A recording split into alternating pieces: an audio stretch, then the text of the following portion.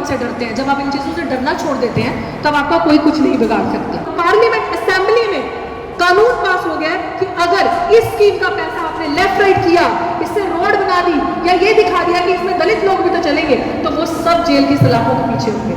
जवाब आया जब हमने दिल्ली की सरकार से पूछा कि इतना पैसा था, 17% पॉपुलेशन है, तो हमारा पैसा कहाँ गया? तो दिल्ली की सरकार हमें जवाब देती है, रोड बनी है, सड़क बनाई, तो क्या इस पे शेड्यूल कास्ट नहीं चलेंगे? ये बकवास नहीं चलेगी। ये भ्रमित करना लोगों को छोड़ दो।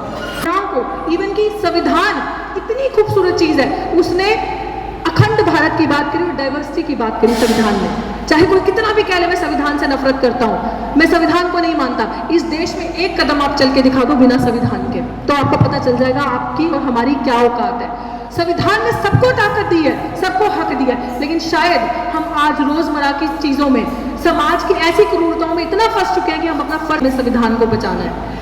और मुझे ऐसा लगता है कि एक पढ़े लिखे युवा होने के नाते, जो मुझे लगता है कि आप में से बहुत सारे लोग दलित समाज से भी यहाँ बैठे होंगे, और अगर बैठे हैं तो आपको तो पता ही नहीं है कि आपके हक कहाँ ठगे जा रहे हैं। क्योंकि दिल्ली में तो हम बहुत तेज से लड़ाई लड़ रहे हैं, पंजाब में भी मैं इस चीज़ की लड़ाई लड़ रही हूँ, हरियाणा में हमारा एक साथी है, उसके नाम से हमने हाईकोर्ट पिटीशन डाली है, जिसमें एक लड़ाई, एक ऑर्डर आ चुका है हमारे फेवर में। SC/ST सब प्लान के बारे में किस किस को पता है? SC/ST सब प्लान के बारे में पता है? नहीं पता होगा। मैं गारंटी लगा सकती हूँ आपको पता ही नहीं होगा। ऐसे नहीं बिजली पानी फ्री बांटा जाता, ऐसे नहीं लोगों के घर पे जिनको जरूरत भी नहीं है, दिल्ली में प्रचार हो रहा है बिजली पानी फ्री का। वो लड़ाई मैं लड़ रही हूँ, मेरे नाम से पिटीशन है, और मेरे ही एक साथी है जिनके नाम से हरियाणा में पिटीशन है। आप सारे समाज के लिए, गरीब समाज जो है उनके लिए हम हाई कोर्ट के अंदर लड़ाई लड़ रहे हैं। अगर आपको पता नहीं है तो इस चीज का पता करो। आप एक एक अकेला बंदा हरियाणा और पंजाब का और दिल्ली का, वैसे तो सारी स्टेट का, लेकिन ये 3 केसेस हमारे अंडर है, 1-1 करोड़ रुपए के मालिक हो, लेकिन आपको नहीं पता। क्योंकि आपके जो सब प्लान का पैसा है, जो डॉक्टर अंबेडकर ने इंश्योर किया संविधान के अंदर, आपको पता ही नहीं उसकी ताकत। वो पैसा, वो SC/ST सब प्लान, प्लीज ध्यान से सुनना, चाहे 2 मिनट में 2 मिनट ले सकते हो एक्स्ट्रा, ओके? तो 2 मिनट जरा ध्यान से सुनिएगा, क्योंकि ये जरूरी है आपको बताना। क्योंकि जो हमारी हरियाणा कोर्ट पे लड़ाई है, वो आपके साथ के बिना पूरी नहीं हो सकती। वो लड़ाई एक ऐसी लड़ाई है कि SC/ST सब प्लान कहता है कि जहां पे जितनी पॉपुलेशन दलितों की जिस एरिया में है, उस हिसाब से सरकार उनके वेलफेयर के लिए पूरा जो सालाना फंड है, उतनी पॉपुलेशन के हिसाब से उतना पैसा उनके डेवलपमेंट के लिए, उनके वेलफेयर के लिए इस्तेमाल किया जाएगा। मान लीजिए मैं पंजाब से हूँ, पंजाब में शेड्यूल कास्ट की पॉपुलेशन 33% प्लस है, दलितों की पॉपुलेशन 33%, जो पूरे बजट का हिस्सा है वो सिर्फ और सिर्फ आपके वेलफेयर के लिए लगेगा। उससे सिर्फ और सिर्फ आपका भला होगा। वो पैसा ना ही डाइवर्ट हो सकता है, वो पैसा ना ही लेफ्ट राइट, उससे ना सड़कें बन सकती हैं। कोई सरकार कह देगी, जैसे हमारे पास RTI से जवाब आया जब हमने दिल्ली की सरकार से पूछा कि इतना पैसा था, 17% पॉपुलेशन है, तो हमारा पैसा कहाँ गया? तो दिल्ली की सरकार हमें जवाब देती है, रोड बनी है, सड़क बनाई, तो क्या इस पे शेड्यूल कास्ट नहीं चलेंगे? ये बकवास नहीं चलेगा। ये भ्रमित करना लोगों को छोड़ दो। हम सवाल करते हैं क्योंकि हम पढ़े लिखे हैं। वो पैसा ये कहता है, वो फंड, वो स्कीम ये कहती है कि अगर 33% शेड्यूल कास्ट है तो 33% के हिसाब से जो स्कीम है, जो फंड है, वो सिर्फ इनके लिए वेलफेयर के लिए यूज होगा। इनके लिए स्कॉलरशिप्स बनेगी, इनके लिए अस्पताल बनेंगे, ये विदेश पढ़ने जाएंगे, इनके बच्चों को उस चीज का फायदा दिया जाएगा, ये सीवर में कूड़ा हाथ से नहीं खाएंगे, इनके लिए मशीन लाई जाएगी, इनके बच्चों के लिए हेल्थ केयर सिस्टम डेवलप किए जाएंगे।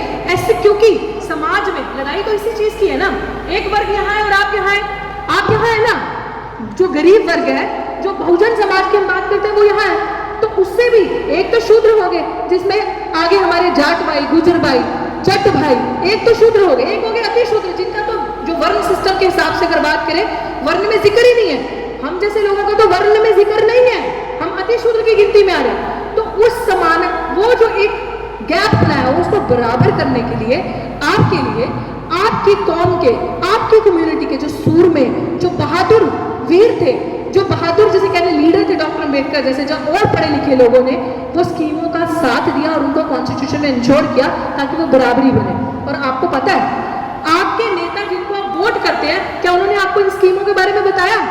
नहीं बताया होगा। मैं लिख के दे सकती हूँ, क्योंकि उनको तो वोट चाहिए। हम लोगों को ना वोट चाहिए ना राजनीति चाहिए, हम लोग अपने समाज के लिए लड़ते हैं।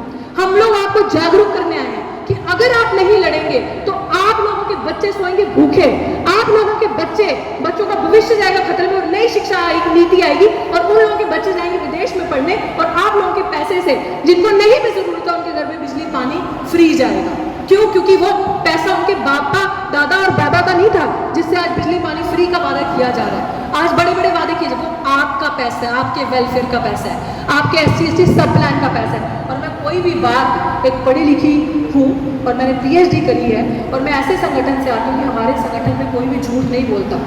और मैं आपको ये चीज़ दावे के साथ कह सकती हूँ और ऑन पेपर्स दिखा सकती हूँ कि हमारे देश में पहली ऐसी सरकार सिर्फ तेलंगाना सरकार रही है जिसने SC/ST सब प्लान को लागू कर दिया, स्कीम बना दी और एक एक दलित परिवार को 10-10 लाख देने का वादा कर दिया है और दे देगी।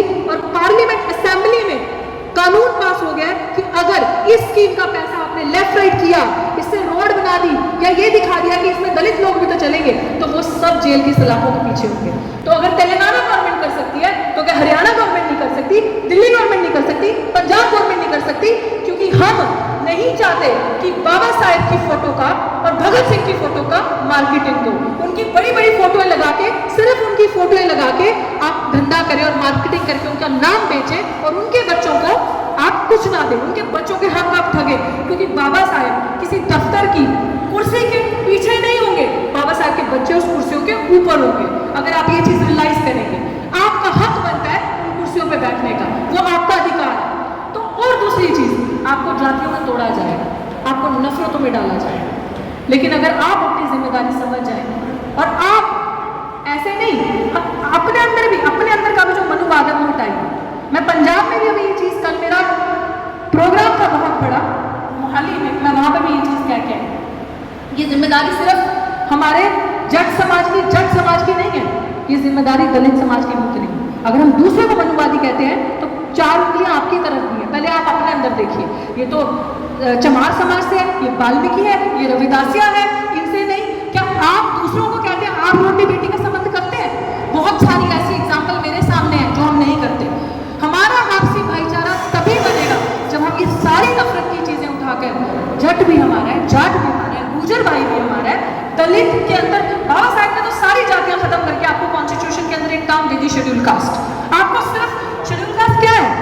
शेड्यूल्स है कॉन्स्टिट्यूशन के, जिसके अंदर आपकी जातियां थी जो सदियों से पिछड़ी थी, जिनके अधिकार सदियों से मारे हुए थे, तो आपको अधिकार दिया, आपको समानता से जीने का वो दिया। तो अगर हम भी वही करेंगे जो 1 करोड़ समाज करता है, तो हमारे को उनके में फर्क नहीं रहेगा। क्यों? क्योंकि मैं इसलिए बोल रही हूँ ये चीजें क्योंकि मैं ऐसे धर्म से आती हूँ। मैं धर्म कह लो या कुछ भी कह लो, क्योंकि साहेब कांशीराम जी को मीडिया ने एक बार ये चीज पूछी थी, लोगों ने पूछा था जब वो चुनाव के लिए जा रहे थे कि साहेब आपका मैनिफेस्टो क्या है, चुनाव आप लड़ने जा रहे हैं तो आपका कुछ तो मांग होगी, कुछ तो मैनिफेस्टो होगा, आप जनता को क्या बताएंगे? तो कांशीराम जी ने कहा मेरा मैनिफेस्टो है श्री गुरु ग्रंथ साहिब जी। क्यों? क्योंकि लोग बुरे हो सकते हैं लेकिन जो पंथ है, जो ग्रंथ है, उसमें एक ऐसा धर्म है हमारा जिसमें मनुष्य और मनुष्य के अंदर फर्क नहीं दिखाया, जिसमें एक जगह बिठाया। आप देखते हैं कि लंगर भी जब लोग खाते हैं एक लाइनों में बैठ के खाते हैं। कोई कितना भी बड़ा अफसर होगा, कोई कितना भी बड़ा होगा, लेकिन वो एक लाइन में बैठते हैं। लेकिन कुछ मीडिया के लोग, मैं आज आपको इसलिए बताना चाहती हूँ, इस तरीके से भ्रमित करते हैं लोगों को। ये बोला जाता है कि दलित समाज के लोगों को अब वहाँ नहीं जाना चाहिए, गुरुद्वारों में, सिखों के वहाँ पे नहीं जाना चाहिए, पिटाई होती है। वो शायद मीडिया के लोग ये नहीं देखते कि एक आधा लोग गंदे हो सकते हैं, क्योंकि वो सिख ही नहीं है। हमारे धर्म में वो सिख नहीं है जो जातिगत वितकरा करता है, जो अपने आप को ऊंचा समझता है, नीचा समझता है। मनोज जी इस बात को समझते होंगे, वो सिख नहीं है। हमारे धर्म में आपको एक इंसानियत की बात सबसे ऊंची की है कि अगर कोई भी चीज सबसे बड़ी है तो वो इंसानियत है। आपने और उनमें फर्क नहीं दिखाया। कोई भी ऊंचा बड़ा है, पढ़ा लिखा है, ऑफिसर है, लीडर है, उसमें फर्क नहीं दिखाया।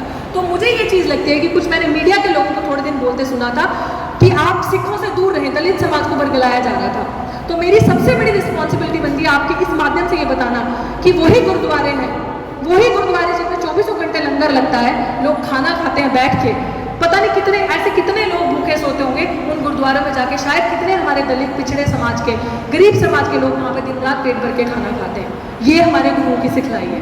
और क्योंकि एक ऐसा अनोखा धर्म है, इसलिए मैं बोल रही हूँ मानवता का, क्योंकि जिनके गुरुओं की कुर्बानी से वो गुरु बने, वो ऐसे नहीं बने। तो मेरे अंदर भी शायद वो चीज़ कह लो कि एक ताकत है, एक पावर है लड़ने की। तो मुझे लगता है कि मैं जब तक, अंत मुझे पता है मौत है और ना ही हम मौत से डरते हैं। जब आप इन चीज़ों से डरना छोड़ देते हैं तब आपका कोई कुछ नहीं बिगाड़ सकता। तो मैं आपसे यही चीज़ कहना चाहूँगी, ज़्यादा वक्त नहीं लूँगी क्योंकि मुझे लगता है और भी बहुत स्पीकर होंगे। आपसी भाईचारा बनाएं, युवा अपनी जिम्मेदारी ले, पढ़े लिखे और जितनी मदद हम अपने साथ की जिनके मुंह में आवाज़ नहीं है उनकी कर सके, ये सबसे बड़ा हमारा काम होना चाहिए। और आज एक चीज़ लिख के ले जाओ, अगर आपकी महिलाएं आगे नहीं आई, क्योंकि बाबा साहिब ने अंग्रेजी में कहा था, हिंदी में आप कर लीजिएगा, मुझे हिंदी में बोलना नहीं आता उसको, I measure the progress of a community by the degree of the progress which women have achieved.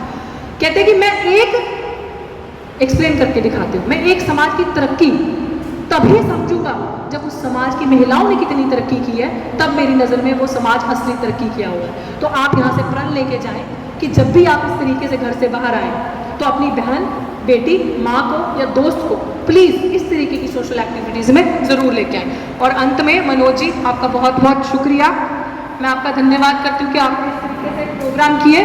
Himanshu जी, आप तो हरियाणा से ही हैं, इतना कि मुझे पता है।